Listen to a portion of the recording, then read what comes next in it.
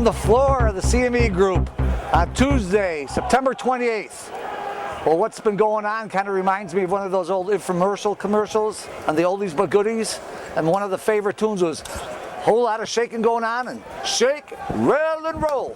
Heading into the final couple days of the quarter, it's kind of like nerve-wracking right now. They've been giving all sorts of mixed signals, lots of erratic movement on these futures. No one's really knowing what's sure to expect. I mean, just look at yesterday. One of the key elements from those two futures in the S&P and the NASDAQ was they were in an inside trading range all day, and they from Friday's settle, and they just couldn't get above the high they made on Friday, both of them. However, late in the session, what do?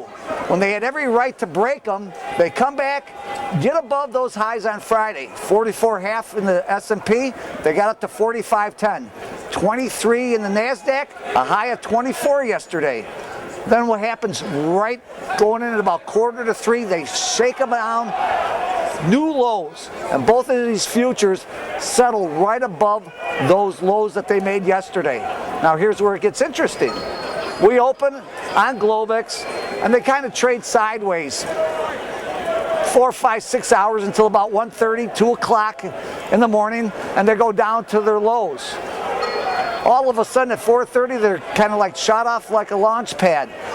The S&P sees a rally of over 10 handles. The NASDAQ rallies 24 handles. The difference? The NASDAQ goes above 24 even yesterday, makes a high of 24.5. The SPOO falls short, making a high of 42.25 in the mini, 42.10 in the big.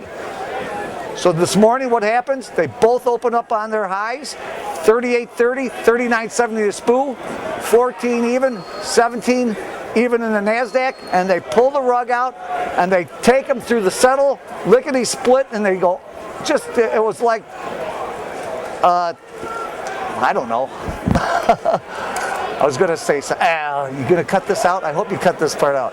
Anyway, it was like a stampede. That's what I'm trying to get to. Anyway, now, they've made their lows right now, and at 9 o'clock this morning, they didn't signal anything.